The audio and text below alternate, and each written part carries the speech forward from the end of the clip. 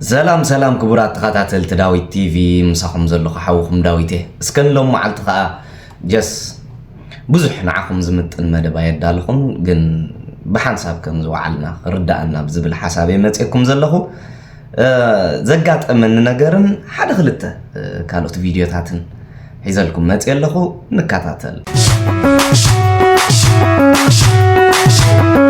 Asias, Asias, Asias, Asias, Asias, Asias, Asias, Asias, Asias, Albert, Asias, Asias, Asias, Asias, Asias, Asias. ندايس كحوات مالت بخونتات عناي نايسنو أمره فلاتات كتهلو تخلو على خال نجر دحنا اللخو دي ولاس أبكم يكون تاتالخو أقوار كلبس اللو ندابل كايو موت خمس بهال أنا دحنا اللخو ندابل كوس قال نجر يخون كي يهلو بزبل حسابي انت يا قات مسلوكم نابلو معلتي زوجه هجي نابز غزاو التحديش سلازخونكو نزوم غربابت انت عينت بحريات اللوم ايتنا عخون بزحون زرخبكا قداي سلازيلا قداي كاي خات قبر نايقات ام خوين غن ابزي ابزا نصلا مندقي حدا صعدالو شويه تخدو عينتها بزي بوخا يوساس خلاي طاوز غلي حواوس لاي حجي زغواد بحر يبلون يوصي بز براندا حنساب حصر زبلت اخيبا ز عينتو غله تزاريب عاو يلو غله يزاتو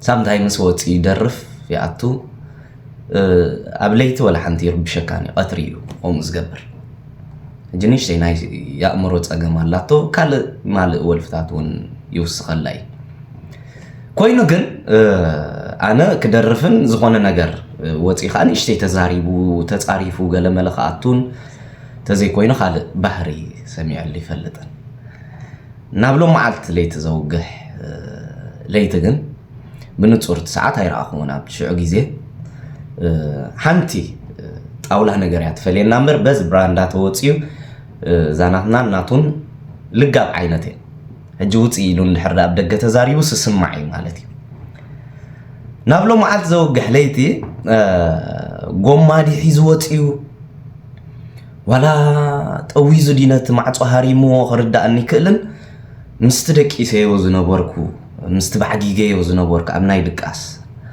هاو زنبركو نتمعصو دي هاريمو غوما دي هاريمو كنز غوما نا مريت تغاچو كوم ديغيرو كرداني كلن كلتا غيزي كحكو حبيلو حجي مستدق اقدم املاح ناي بلبي زعلكم زلخ زياسي بقى ناي بلبي انت هي خوينا انديله مستدق يسيو زنبركو انت هي حسيبه مزحجي هلو زلو خناتات إسرائيل لو قال ناي سمين كوريا خمس تتنكفكم من بزخ أتوكم ينات تكوينات أمريكا قال إيران نداد هاري ممكن زلو إيران قال نسمع مش كأنينا انتهي خات حسب حجة ارتارتات له سالساي كوينات عالم سبخم وخجمر يخيليو نسو أب حنقولنا السلاسل كأنيو اتنزهار من كلتا دمسي لك كان ميسايل متقع أبزت أغزانا زعلبت ويقال خويني تسمعني سنبيدا تبارابيرا دحرجن أب حسابي لك عزمتاني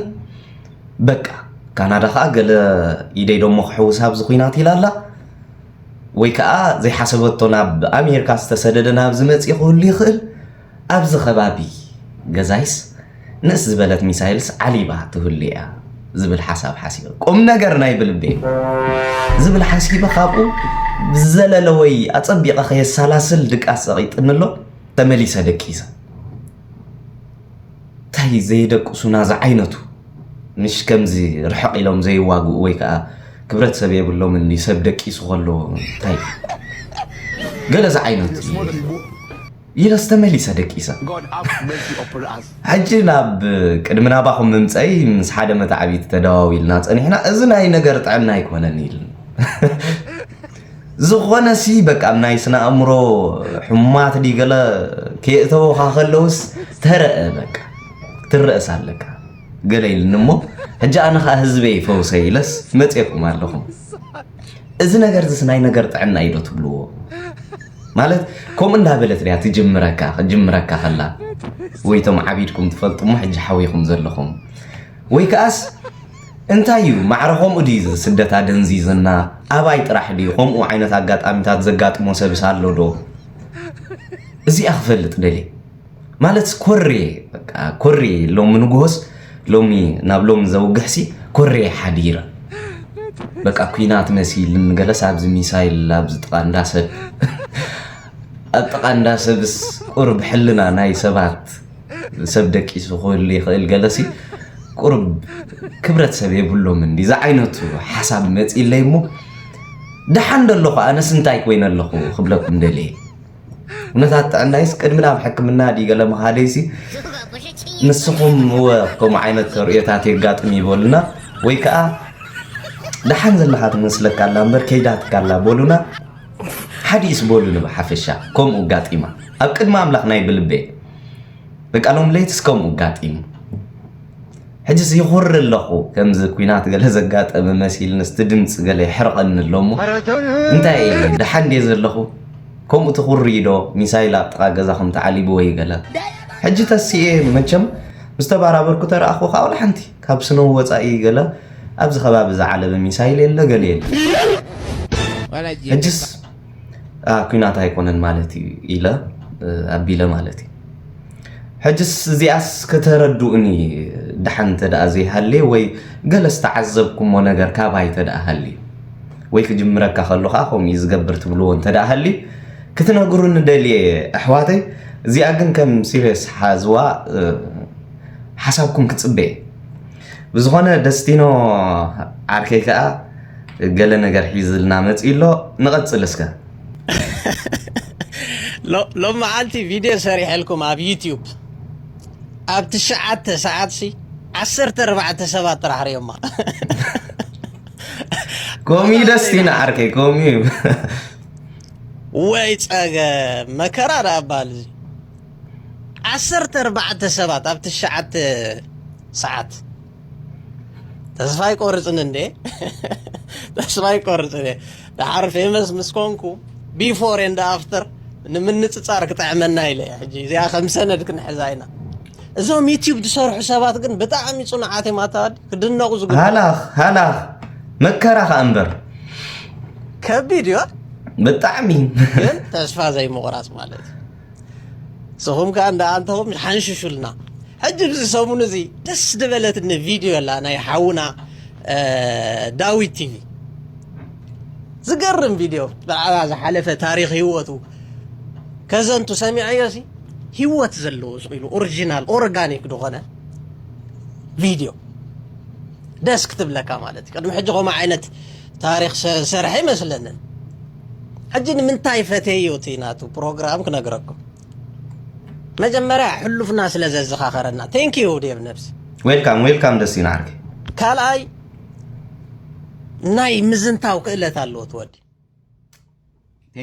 ከምኡ ዓይነት ታለንት ርኢሉ ሳልሳይ ግልፅነቱ በታ መጀመርያ ክጅመር ኣብዚ ኤውሮጳ ኣብዚ ምዕራባዊ ሃገር ምስ መፀ ሰብ ዝጨናነቕ ዘለዎ ህይወት ናብሩ እንዳመስገነ ንእግዚኣብሔሩ ንኸይነብር ዝገብሮ እኮ ሕልፉ ስለ ዝርስዕ እምበር ብባሕርን ብሰሃራን ሓሊፋ ዝመፀት ነብሲ ኤውሮጳ ምስ ኣተወት ካናዳ ምስ ኣተወት ኣንበይም ተጨነቐት ከተሓስቡን ኣይግባኣን ነይሩ ማለት እዩ ሕልፉ ስለ ዝርስዕ ግን ሰብ ካባይ ጀሚርካ ኣደዳ ጭንቀት ንኸውን ሕጂ ደፍ ሕልፉና ስለ ዘዘኻኸረና ብጣዕሚ ፈተያ ኦርጋኒክ ብዝኾነ መልክዑ ማለት እዩ ካልኣይ ዝፈተኹላ ምኽንያት ናይ ዛንታ ናይ ምዝንታው ክእለት ርኢሉ ትቆልዓ ቀደም ዝበዓል ኣስመራ ከለና ዋላ እስር ቤት ከለና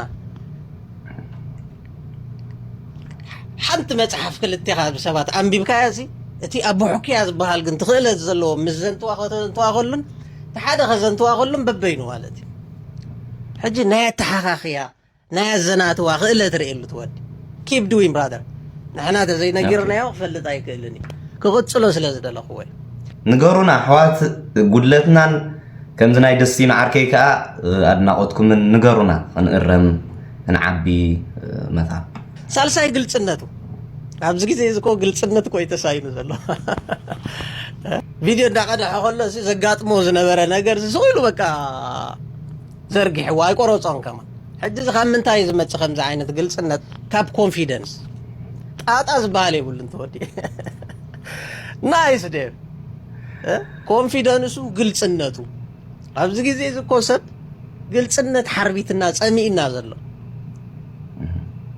ዘለና ያ ቦታ በስክሪን ግሪን ስክሪን ነው በገለ ጌርና ካለ ለምስሎ ለምለም አምሲልና እንመጽ ድምጽና በኢፌክት በኤዲቲንግ ገለ አይነት ነው ግልጽነት ከምዝናይ ዴቭ ግን ህይወት ዘሎ ቪዲዮ አነ ደስ ይድብለኒ ግሪ ቀን የለይ ደስ ይናርፍ እጁ ውሽጠይ ተንክፍንና ካላይ ዝሕለፎ ታሪኽ ስጋ ብሕጂ ኣብ ኣፍሪካ ዘለዎ መንእሰያትና ተስፋ ቆርጾ ከም ዘይብሎም ዩቲዩብ ስለ ዝጀመረ ህይወቱ ከም ዝተለወጠ እቲ ገንዘብ ስእነት ክንደይ ሽግር ከም ዘምጸሉ ክንደይ ጣጣ ከም ዘሕለፈ ብግልጽነት ኣዘንቲዎ I love it thank you so much ዴቭ ዓርኬ ዌልካም ደሲና ምክንያት ፈተዮ ቪዲዮ ከምኡ ዛንታናተይ ካ ታሪኽ ሕጂ ከዘንትወልኩም ደልየሎ ነዚ መንእሰይ ትምህርቲ ክኾኖ ማለት እዩ 2004 ካብ ኤርትራ ወፅኤ ሰብዎ 2024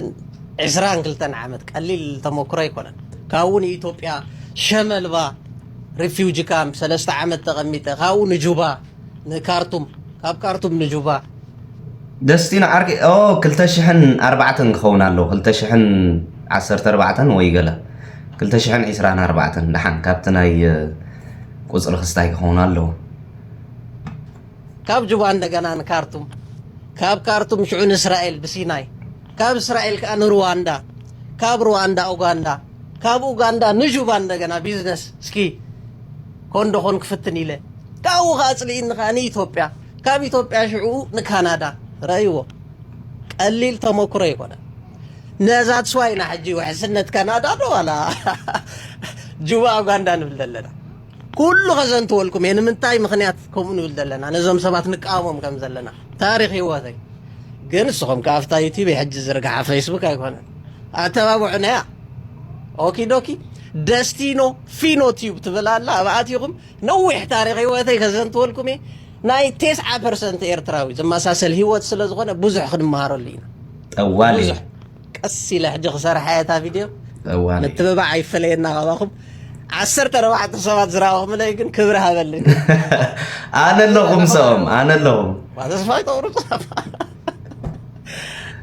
ኳተር ድሺ ኣብ 9 ሰዓት ግን ተስፋ ኣይቆርፅን እየ ምክንያቱ ኣይቆረፅን እያ ተስፋ I love you guys have a good one ደስቲን ዓርቀይ ኣብ ምጅማር ካብ ተቐዳሚት መዓልቲ 14 ርየሙልካ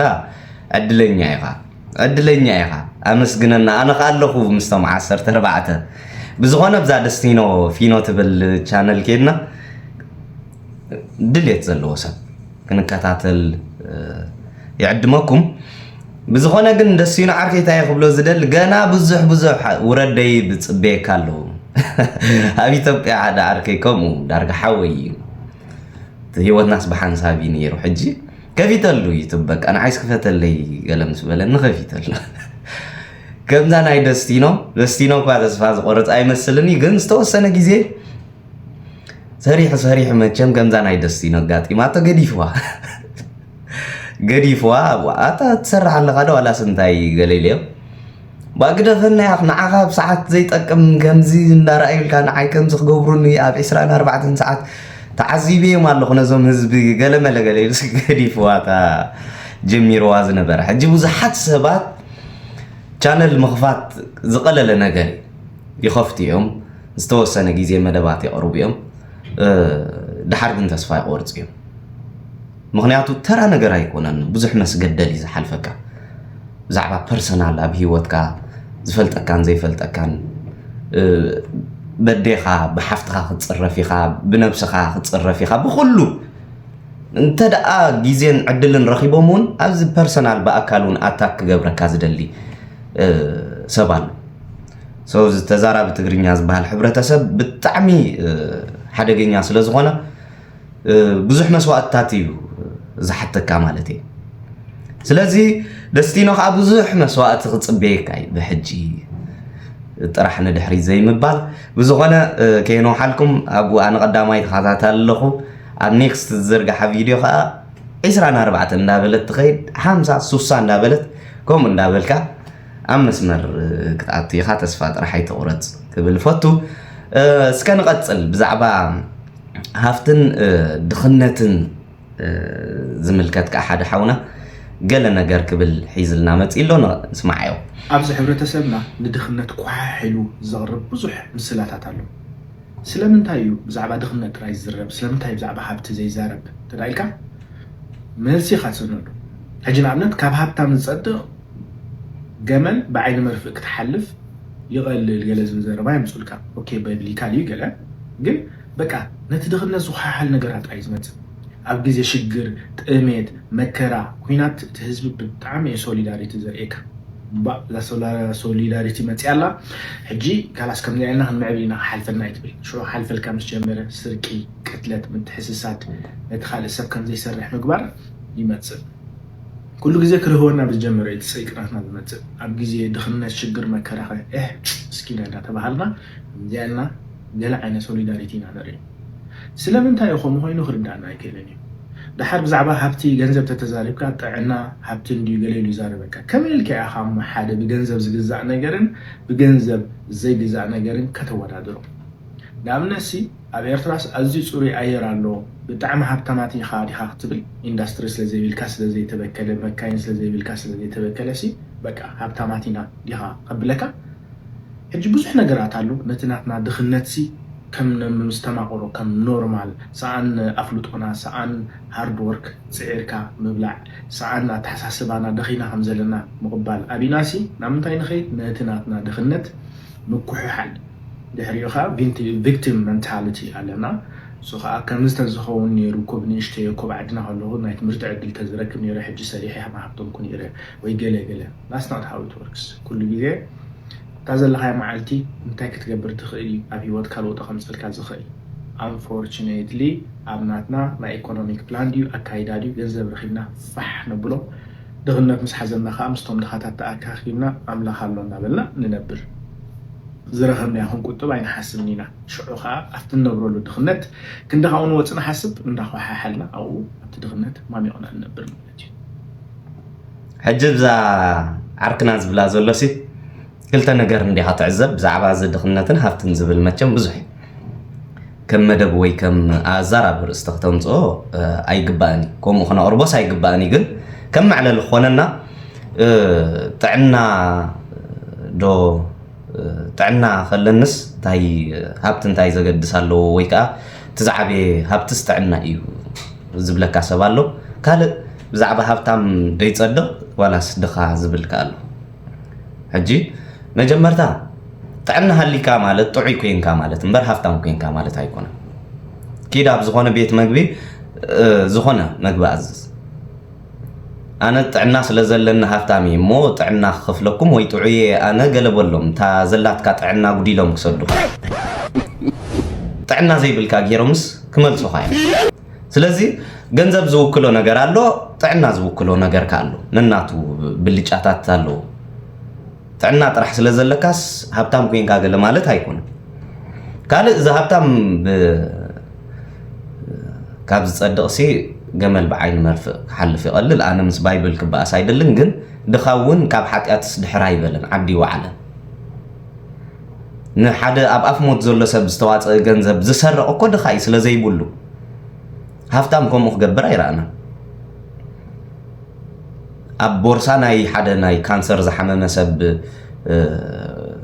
ወረቐት ኣይሚን ሰልዲ ዝተኣከበ ሒዛ ናብ ሕክምና እንዳኸደት መፂ ዝሰርቂ ሓደ ሰራቂ እዩ እንታይ ኮይኑ ድኽነት ስለ ዘለዎ ሂወት ከተድሕን እንዳኸደት ሂወት ቀቲሉ ንባዕሉ ንኸብዱ ዘዕንግል ሰራቂ እዩ ስለዚ ኣብቲ ፅድቂ ከኣስ እቲ ሃብታም ከዓ ምስ ሓለፈሉ ኣብ ምሽሩማጥን ኣብ ገለን ዘሕልፎ ግዜ ኢኻሱ እዩ ሶ ኣብቲ ፅድቂ መፂኻ ድኻ ስለ ዝኾንካ ትፀድቕ ገለ ዝበሃል ኣይሰርሕን እዩ ከምኡ ዝበሃል የለን ኩሉ ግዜ ኣባኻ እዩ ዝውከል ሓደ ሃብታም ንሓደ ኣብ ፅርግያ ዝልምን ዘሎ ድኻሲ 200 እንድሕር ተኺብሉ ንዓአን ሒዙ ክምስሓለን ክድረረለን ዝኽእል ተዳ ኮይኑ ስኻ ድኻ ኢኻ ሓንቲ ሳንቲም ሓንቲ ቅርሺ ሂብካስ ታይ ክትገብረሉ ትኽእል ሰብ ዘለዎ እዩ ዝህብ ገለ ዋላ ዘለካ ይኹን ግን ከተዕንግሎ ሳይትኽእልኒ ስለዚ ስድኻስ ብልጭ ኣለዎ ንኽህፍትምሲ ብዘላዓለ ዕፅፍስ ንዑ ኣድቫንቴጅ ኣለዎ ካባና ካብቶም ድኻታት ንላዓሊ ሃፍታም ክህፍትም እንድሕር ወሲኑሲ ብዙሕ ዕድላት ኣለዎ ክብል ፈቱ ዘረባ ኸይኑ ሓልኩም ካልእ ካብ ፍሉይ ዝበለ ሓሳብ ተዳህሊኩም ካ ንጎሩና ይብል እዚኣ ናይ መወዳእታን ንእሽተይ ንውሕ ዝበለት ቪድዮና ነያ ሕጂ ብጣዕሚ ኣብ ዘርእኹም ኣብ ዘርእናስ ከምዚ ዓይነት ውርደት ኣይምፃእ ኢኻ ትብል ኣየጋጥም በቃ ምስ ሓንቲ ፃዕዳ ኣብቲ ጌስ ሰዓት ኣብቲ ቲክቶክ ምስኡ ላይቭ ዝኾነ ጌም ገለ ክፃወቱ እንዳሓሰቡ እሱ ኢትዮጵያ እዩ ዘሎ ኣይ ቲንክ ኣትዮም ብሓንሳብ በቃ ውሰድኒ ናይ ብልቡ በቃ ፃዕዳ ስለ ዝረኣኻ ጥራሕሲ ቪዛ ዶ ከምዚ ዶ ገለ ዝብል ሰብ ማዕረኽ እንደይ ድንቁርና ዘለዎ እዩ ጥራሕ ይኸውን ዝኽእል ስለዚ ውሰድኒ ገለ እዩ ዝብላ በቃ ንዓይስ ክትጥቀመለይ ደሊኻ ምክንያቱ ፍቕራዊ መገዲ ኮነ ገለ ይኮነስ ርእያ ኣቢልካን ብዛዕባ ቪዛ ትዛረብሲ ገሌለ እያ ላሕ ተብሎ በቃ ይግብኦ እንድዩ ግን ከምዚ ዓይነት ውርደት ከዓ ኣብ ዘርእኹም ኣይጋጥም What happened now? You and me start? I don't know. Like, what are we going to do? But you are all the way somewhere else. I'm somewhere else. Me old? I'm not old. I'm young. No, I'm not saying you're old. I'm saying you're all the way in some other country. Other country? I can come America. I will come America. But how? You married. You married me. So you want to marry me and to get that green card, huh? Yeah, I get green card. You smart ass motherfucker. I'm follow you, Anna. You have Snapchat? ታይ ዝብል ዘሎ እያ ትብል ዘላ በቃ ኣይኮልፈኩምን እየ ግን ድሓን ትርእይዋ ኢኹም ብዝያዳ ሽዑ ይርእይዋ ሕሰቦ ንሱ ንኣባ ኣሜሪካ ንኽኣቱ ጥራሕሲ ክንደይ ጉድለት ክንደይ ጌጋ እያ ክትጋገር ክትምርዖ እያ ብዓብዩ መርዓፋሕ ክብል እዩ እሱ ምስኣተወ ካልእ ብዛዕባን ወፃኢታት ዝምልከት ክሳብ እሱ ዝመፅእ ድዩ ገለ ፕሮሰስ ገለ መለሎ ሕጂሲ ነዚ ኩሉ ስሕራ ኢላ ክትቅበሎ ዲ ሓሲቡ ብጣዕሚ ኢኻ ትሓዝን ድሓር ዝተዓዘብኮ ነገር ከዓ ስደተኛ ንምዃን እንድዩ ኣብዚ ከርተት ዝብሎ ነገር ስደተኛ ንምዃን እንዲ ናብ ኣሜሪካ መፂስ ንኽስደድ እዩ ኣብኡ ነቶም ኣብኡ ዘለው ኣብ ኢትዮጵያ ዘለው ኣሕዋትና ኤርትራውያን ድም ገለ ወይ ገለስ ብሓፈሻ ካብ ካልእ ዝመፁ ስደተኛታት ስከርተት የብልዎም መናዕናዕ ይብልሎም ምዃኖም ሕጂ ስደተኛ እንዳፀላእኻስ ንባዕልኻ ስደተኛ ክትከውን ትኸፍሎ መስዋዕቲ እስከ ንረአየ Yes, I do have Snapchat. Give me inbox your Snapchat link. No. You send me visa. I am pay plane ticket. You know ticket by me. No. Why? Because I don't want to. But you just want to use me to move to America. So I'm not going to do that. You didn't even started this conversation to flirt with me or something like that. You just like less than 5 minutes. You just ask about visa. Yeah. I'm fast. Sorry, my dear. It's okay, my dear.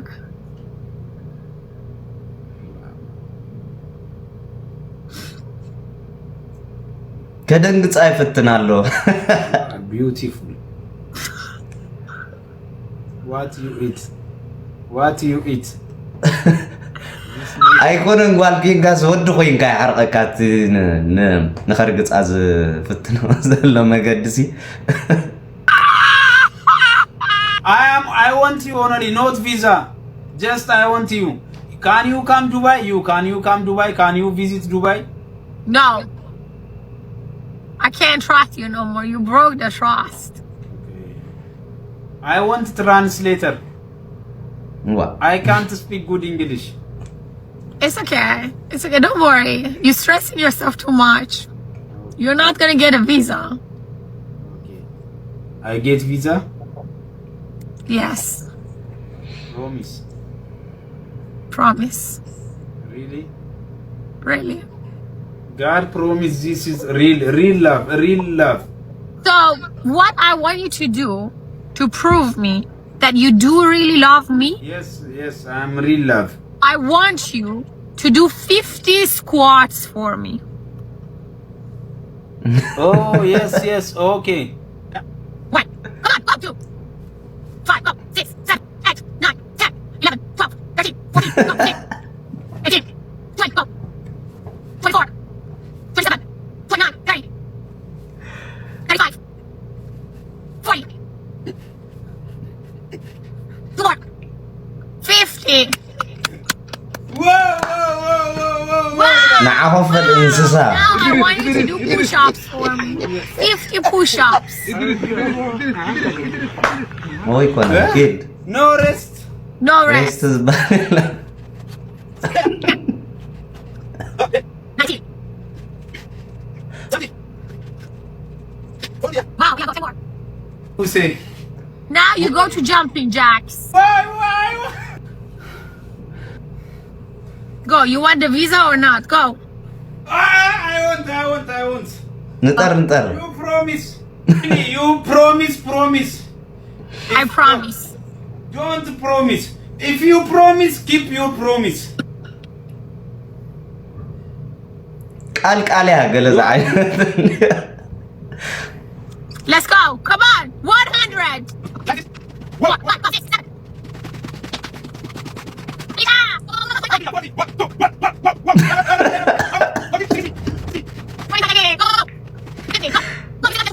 أخ.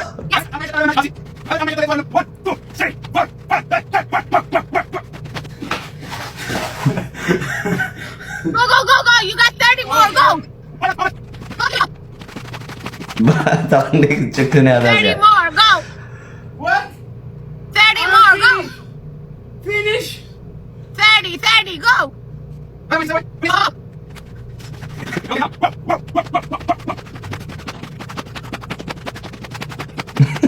It's awesome.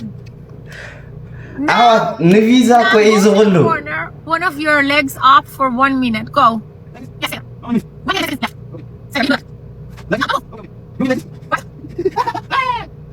When I በቃ come America, ንቪዛ ይዘ ኩሉ ሲ ዝገብሮ ዘሎስ በቃ አሚን ዋይ በቃ ሳስ ፕሮሰስ ክትገብረሉ ገለ No.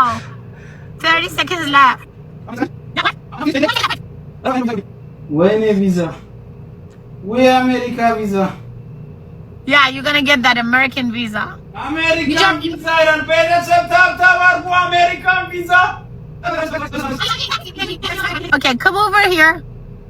Now Okay. go back. Now go back, other leg up. Okay, America visa. Best Yes, America visa. Go. This The other is the leg visa up. of America. Best visa of America. Right, baby. You're gonna get that visa. Yeah, baby. Be happy. Wow. Yeah, baby. All your desires are coming to the reality. Okay, my dear. Why America? Okay, my America lady. Oh, California, Budish fella. Budu Casa, California. He go to California. Ya Rabbi Jesus, California. Yes, baby. We go to Cali together. Yeah. Anna and me live in one room, one bedroom, one home. Me Yes, not baby. I can't wait. first take shower and second me take shower and go to sleep. This week. Whatever you say. I love to listen to my husband. Minute left. 1 minute? Yes. Okay. Divorce it, baby. Imagine us getting our wedding ring. Yeah. I'm with you, no problem. I'm with you. Yes, baby. Divorce it.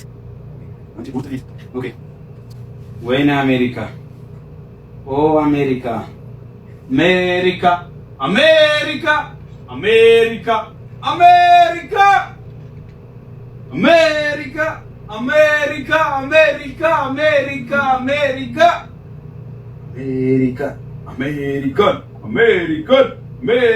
ይላል።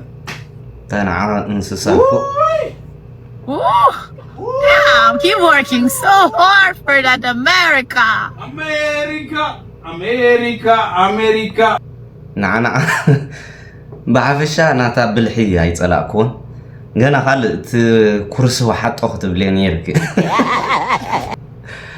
هجست زحزنا كنجر حسبه بك أبت برين وش تخونو أب أفريقيا خوين كاس بك أمريكا جنة مخانو كندا جنة مخانو قلندي زنجركا حجي كم خركب سدتني أنا مخاني زخلو لعلن تحت نزبل زلو تواردو نتم أحوات زوارد زلو زخلون أب أمريكا نمنصاي تزحزن نجر تي التعدم سلام فتيروم كندي زلوم صقاتات زتقملو بك أنا بأمريكا نابغلا قليم زحسبو جخمتناتهم عدلات أقاطيمنا نيرو تزخون نحنا سابي بتيحنا محلنا نفاكيشن طرح يخنا بأمريكا ناب كندا خدكودو طعم بزخونه زتاتي خبلكم الدلي زربانو يحلكم مسلني نايلوم معلتي تسوا حد وان داول كل لايك اي توحد لنا تا ابت فيوس كا خمنا ناي دستينو تغبرنا لهم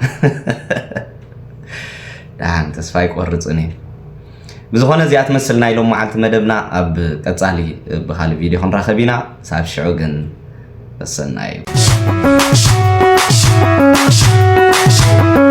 Asias, Asias, Asias, Asias, Asias, Asias, Asias, Asias, Asias, Albert, Asias, Asias, Asias, Asias, Asias,